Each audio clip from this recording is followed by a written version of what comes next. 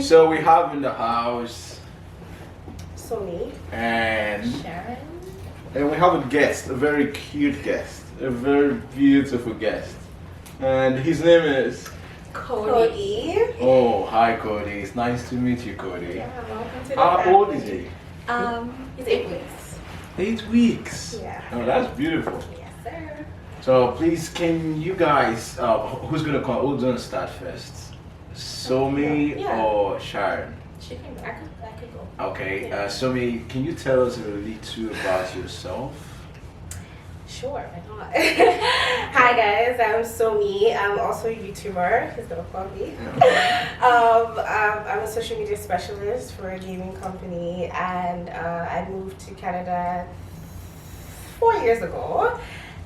For school. 4 years. 4 years ago for school, and yeah, that's about it. And Sharon. Sharon? Well, I'm Sharon. I moved to Canada going on 10 years now. I came in to study nursing initially, had not a first degree quite, but had almost degree. So we have a communication specialist in the Yeah. house and we have a nurse in the house. So for the aspiring nurses and the ladies that want to pursue a career in Canada, you will need to stick to the channel and listen to our nurse and our communication specialist, as both of them have got a lot of knowledge to be able to pass across to us.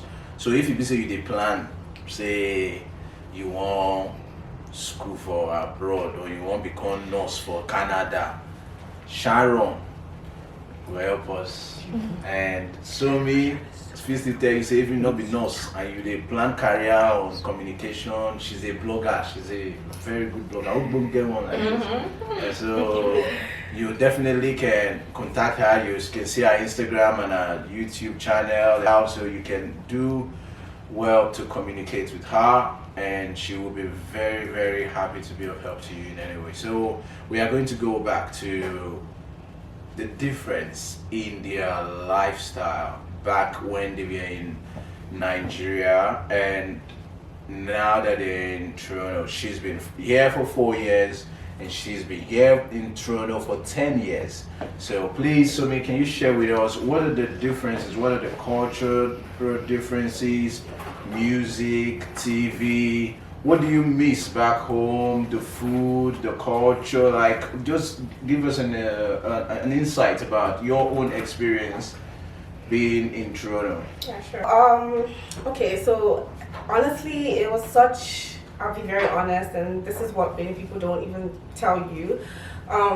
The culture shock really slaps you in the face. You come here, and I remember my first experience was coming in from the airport and coming outside.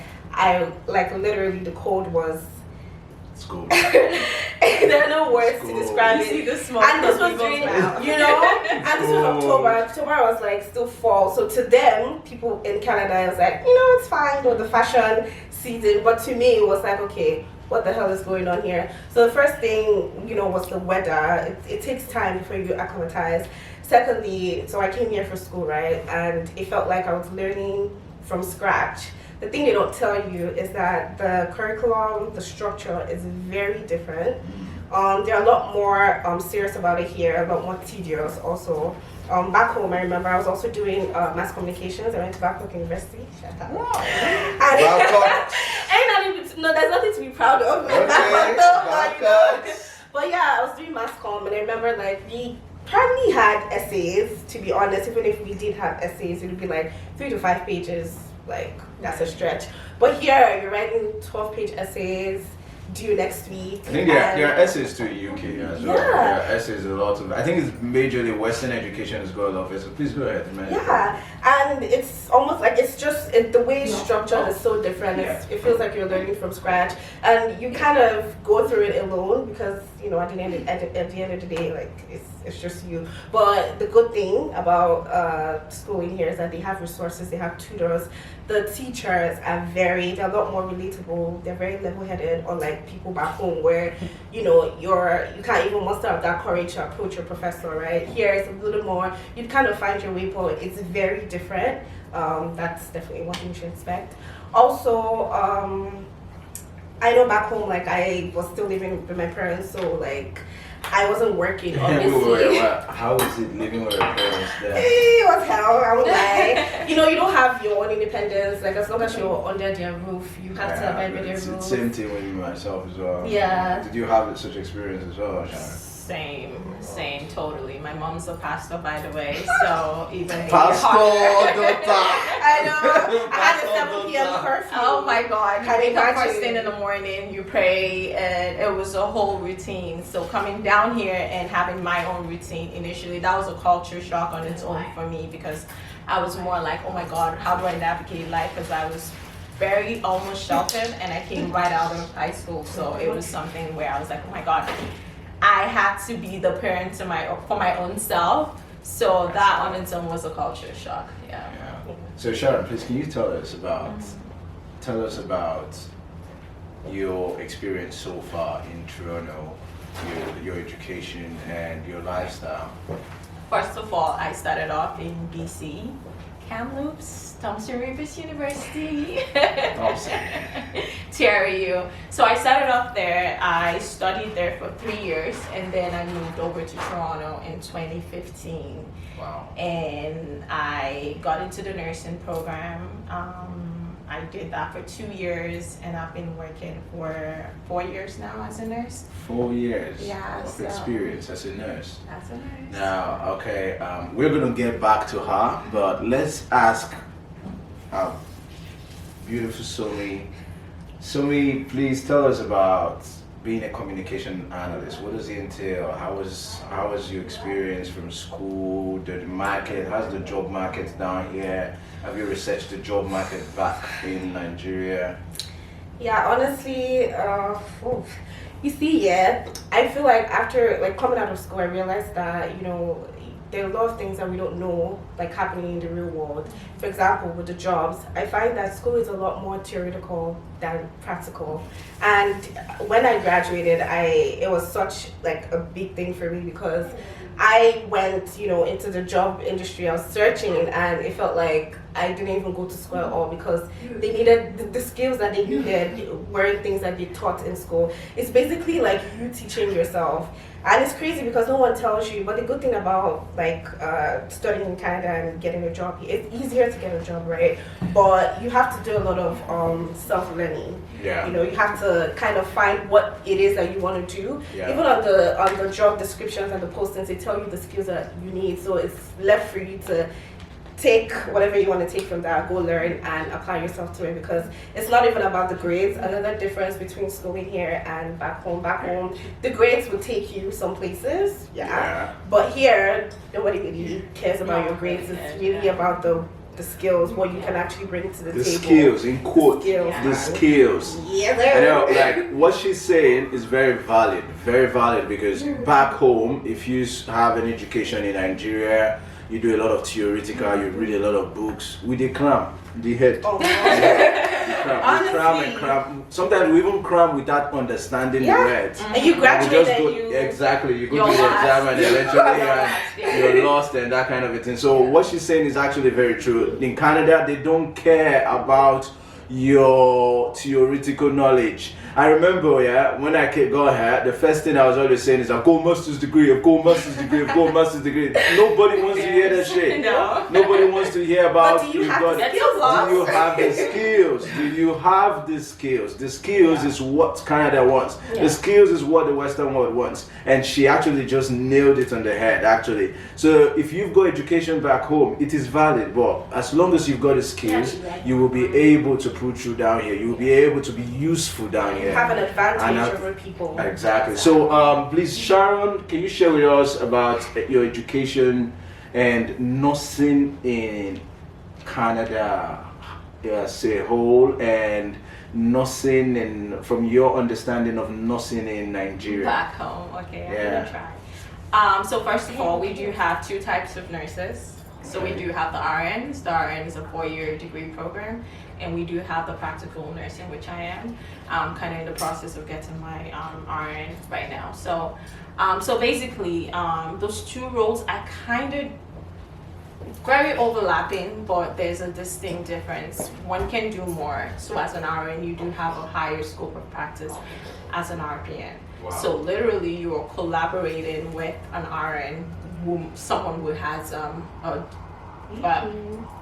degree, as opposed to you would have a diploma. Yeah. So basically, you're working hand in hand with them. But in a hospital setting, it's no different whatsoever. You're literally taking up the same role, the same patient, the same everything, the same patient load and everything. Wow. But in school, they always make it seem like as an RN, you have the more complex patient. That's how it's supposed to be in the real world, in the real sense of things. They're supposed to have the more complex patient, and the RPN is supposed to have the easier kind of patient load, like a patient who's not so critical. But in the real world, it's nothing. So like if you're that. what you're saying is, if you're an RPN, you will work more. You will. You RNs. most likely would even work more than the RN. Because it's all about I love my hierarchy. RN still, but Wow. Okay, can you tell us a little bit about how was the COVID experience with the nurses? It was really hard. Oh my god. It was really hard. I actually do remember my first experience with COVID. That was probably December. We did have a patient, and by the way, I work on a mental health unit, and most of our population on the mental health unit are mostly patients that are homeless. We get like mostly of them are homeless people, so half these people don't have shelters. And they don't even know how, like, they can contact this illness from anywhere. Yeah. But at the time, Canada made it seem that the only requirement to get tested as a COVID patient was if you had traveled outside of Canada. Oh, yeah. So we did have a patient on our floor, and she was showing every signs of COVID. But we couldn't get the testing done on her. And they were like, oh, well, she's never traveled out, she's never done anything, so most likely do not have COVID. And dismissed it, and yours truly, she ended up having COVID. And we ended up with like an outbreak on the units. So it was hard. It was really, really hard. It was stressful. Like, people went to work, couldn't come home and hug their families because everyone was trying to be protective of their loved ones. Yeah. So, yeah. I want to ask you a question now. I know our time is up, but I want to ask you, what advice would you give people? Because I know there are ladies that they've studied nursing and they're trying to get down to Canada to be able to become nurses. What advice would you give people who will want to come to Canada to study nursing or actually pursue a career in nursing? First of all, I would say passion. Most people have this conception back home that nurses make bank. You could, but make sure you're going into it for the right reason. There has to be passion because you're putting in long hours. I don't know how it works in Nigeria, but here we're doing 12 hours. So if you don't love what you do, you're going to burn out. So make sure you're going in for the right reason. You have the passion, first of all. And if you're straight out of high school, looking to upgrade and make sure you have your chemistry, your physics, those high school the prerequisites. Make sure you nail those. And when you get here, you can. It's kind of tricky getting the admission from back home. I really don't know how it works. It is very competitive. So try as much as possible to get upgrades. Don't just stick to your prerequisites. Try to go above whatever the requirements are, because there's always something. This year it could be a cutoff of 80%, but if other people have 90%, you might end up not getting it. So try always to go above the requirements that's on the website. And always do your research. Yeah, it's very important. I feel like a lot of people just, they ask friends, and I feel like friends don't really give you the 411, like the whole details, right? Do your research for yourself. Watch YouTube too. Like watch YouTube. Watch YouTube. Watch my channel. Watch my channel. Tell you things. Those kind of things. So now, a lot of all the plenty education and all that lifestyle. Yeah. Baby girls. Okay. Yeah. So please. Sophie, can you tell us something about your lifestyle right now? Do you feel like your lifestyle here is better than your lifestyle back home? And what would you tell people about your life right now? Like, because you're looking good. Look at your watch. Look at your beautiful watch, your shoes, your hair. You're gorgeous. Honestly, I'd say I coming here. Honestly, I'd say I'm very fortunate because back home I wouldn't have the things that I have right now. I feel like I wouldn't even have my job. I work in a gaming company. I can't even imagine myself working in a gaming company in Nigeria because I know how hard it is to get a job. Also, like I studied mass communication. Like what can I possibly do? You know, and lifestyle, yes. So yeah, I feel like getting a job. First of all, that was the biggest thing for me. Making my own money, that was the biggest thing for me. I feel like that kind of changed my life. I kind of had control of the things I wanted. You kind of start to kind of build a foundation for where you want to go because you can afford it, right? So that's the biggest thing. Working, building your own life away from your parents, you know, doing your own thing, finding yourself. Because when you come here, I was fortunate enough to have my sister here, but I have friends who came here alone and they're still alone, and it's very hard to kind of acclimatize to everything. It's just hard being here alone, but you find yourself when you're independent. Yeah, it kind of works for you, but yeah. Okay, she's talked about a lot about independence and a lot about her lifestyle and all that.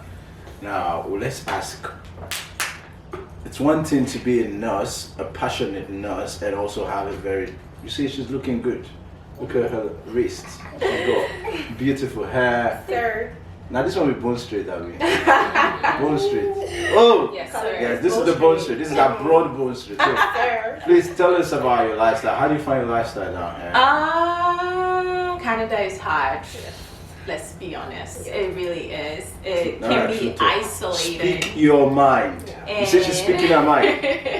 It's one of those places where you have to pay attention to your mental health. And we're having this conversation coming down here, and we did see something. The suicide rate is getting really high. Yeah.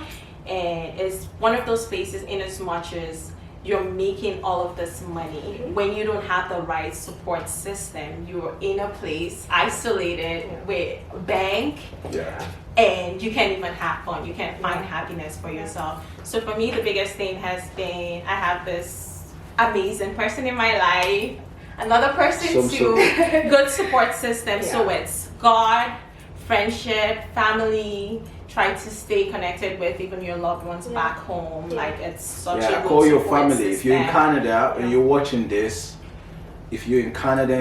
this, please call your family. Don't just call your family. Call us.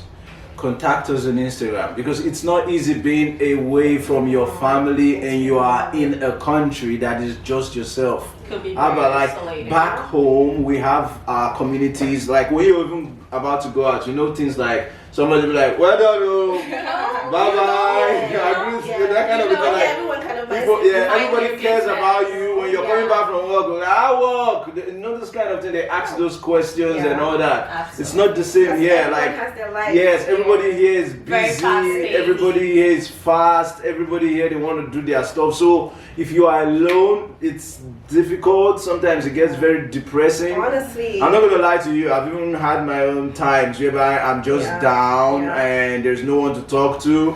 So moving out of a country all by yourself to another country, you've tried. You have tried and you've done a very good thing. So don't be hard on yourself at all. The simple thing is just look for the friends around you. Look for your family members. Call them every weekend. Put them on WhatsApp. That's all you can do. You just gotta find the right people. She said it. When you come here, it's really hard. Make sure you're picking out your friends properly, because you're gonna meet those crazy ones. You don't want that. We've all had like, you know, our share of crazy. You don't want that. You have to be very, very particular with the people you let into your personal space, and that's the only way to build yourself, because you need the right people to talk to. There's so much that goes on in this country. If you're misinformed, you're really gonna be on a very long journey. Honestly. So make sure you are with the right It's gonna people. take you years to correct the mistake She just said you something actually made. misinformed. Yeah. There are plenty misinformations. Honestly. You might land in a country, you might land in Toronto, and if you're misinformed by some people, eventually you follow that wrong mentality the whole way. And that will correct. And it takes time to correct. Even myself, I was misinformed. I'm not gonna lie to we you. all were. When I landed, I was really misinformed. So it's not easy. So that's the reason you need to find the right set of people that can help you, that can be able to talk to you, that can be able to support you, all that. So and don't be afraid if you're going through anything mentally. Don't be afraid to talk to people. Yeah, reach out. Don't be afraid. Reach Talk out. to friends. Yeah. Talk to professionals. And we're from a country where these things are shamed and Yeah. frowned upon. Honestly, if yeah. yeah, they make jokes like, Yeah. Nama you been Exactly. Till Men today, hate crime. man, they get Till today, depressed. those things Yeah. are happening. Yeah. I have a friend of mine who, like, he calls me, he talks to me about his mental health issues, and apparently his friends too are going through it, but they don't have, like, it's almost like they don't have where they can release that to. And these are guys that they don't think it's okay to come out and say, you Men know don't what, cry. I'm not okay. Men don't cry. Men Because cry. honestly, misconception. one thing I know is that this pandemic has really, I feel like it really did a number of on us because Canada really were on the longest lockdown for the longest time, so it really messed us up in a way. And I feel like a lot of people are dealing with things that they don't even want to talk about. But that's another thing. Moving here would affect you mentally. It's the hard truth. But you will get through it. Just make sure you're talking to the right people. You can always reach out, and we have these channels as well where you can comment down below, and you can reach out, drop a ask for comment. tips. Now, before we go, there is something we need to talk about. You know, back home, some people have got this mentality that if I go over to Canada or if I go over to another country, I'll find a better spouse. You might have a spouse back home, and when you have that spouse back home, in your mind you're thinking like, this spouse has not been nice to me all this time, and when I go abroad, I meet somebody, I'll get married, and everything is going to That's a be... very big misconception. The lies we tell Oh ourselves. my God! Trust It doesn't happen like that.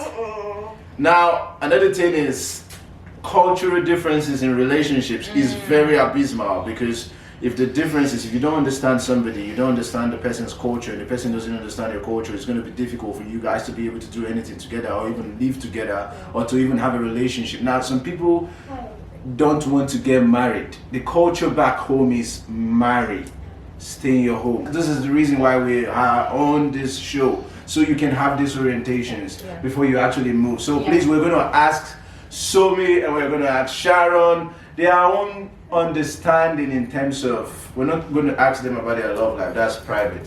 So we're going to ask them what they think, what their friends have told them, the experiences their friends have told them about relationship in Toronto, Canada. Case study. Case study, yeah, really. Honestly, let me just be honest with you guys. It's hard. It's hard finding someone who's on your wavelength. Then again, people come here with, like, people have different experiences. People have different upbringing as well. And I find that, I'm gonna just talk a little bit on Nigerians. I find that Nigerians come to Toronto, to Canada, with that same mentality from back home. But you're in a different country where things are, different. Everyone is free. Everyone has a mind of their own. Everyone has an opinion, right? But I feel like a lot of people fail to unlearn the certain things that, I don't know, like the stereotypes in Nigeria. Right. And it's hard to kind of connect with people because honestly, being here, your experiences make you grow. You grow you grow as a person, you grow personally, career-wise also, but I feel like that also kind of affects your relationships too. But it's hard finding people. I feel like It's hard. It's very hard. It's very hard. Because half of the thing you have to be in a dating app. Yeah. Now imagine you're going to work in the morning, you're cashing out, you're getting your money, then you're sleeping. Where's the time to meet someone? So because down in your mind, before you decided you were going to come to Canada or even go to the US or even go to the UK, you said, as I enter there, I will walk. or make money, or buy this, or buy that. Now the point is you're doing all of that, but don't forget that the money is the bank. Then you still have a life to live. Yeah. Now it is really hard actually finding your spouse, especially meeting. You are now in an environment whereby there are different people that don't understand you. Yeah. Like for example, in Nigeria, if a lady says, "Leave me alone," it means after some time you should go and meet her and tell her, "Sorry, now, not this." Yeah. But it doesn't mean like that. It doesn't actually. If somebody tells you here, "Leave me alone," do not contact that person again. Leave the person alone. Yeah. Can you share light? Can you tell us a little bit about your knowledge about relationships in Toronto from your friends? What you've experienced? What can you say to people in general about it? I'm just piggybacking from what she said.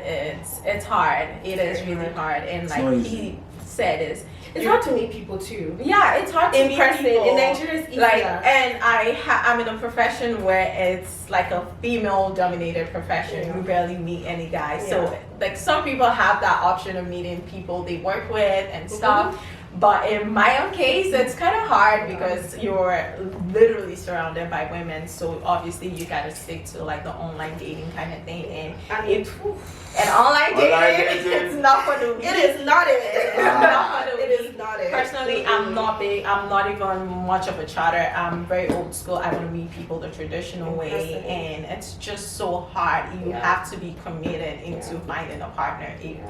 It's like you searching for a job. That's literally what it's come down to right now, because you're on this app and you're like, okay. So you search for a job and you search for a man, or you search for a job and you search for a wife. We search online. Search for everything. Yeah, please do not think it is just for the ladies.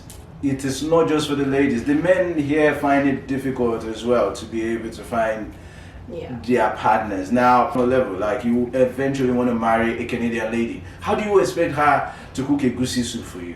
How do you expect her to cook pepper soup for you? And how do you expect that jollof? You have to narrow your expectations when you go into this. Exactly. Because at this point now, you have to understand, okay, Canada is a melting pot. Even if you meet a Nigerian, that Nigerian you meet might not be your typical Nigerian from back home. So you also have to learn. You have to meet in the middle. Meet in the middle. Compromise. So, what she just said. Let me say something about what she just said. It means if you are from the north and she is from the east, don't say because she's from Nigeria she now needs to understand that she needs to make your food in the north.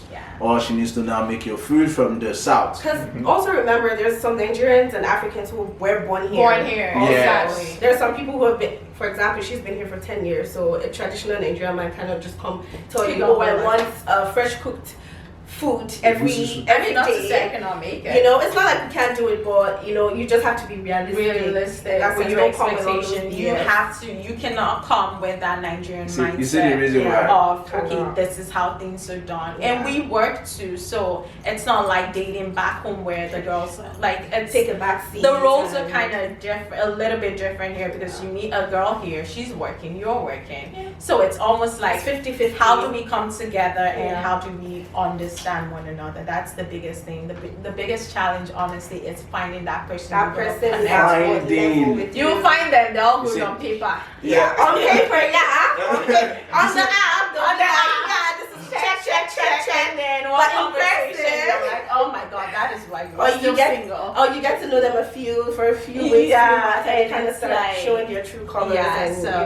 You're paying attention. It's usually difficult. It is difficult. So we must understand that we are in an environment whereby there are a lot to actually get used to. There are a lot to actually understand. And so, alright, before we call it a wrap, I've noticed you've been watching, right?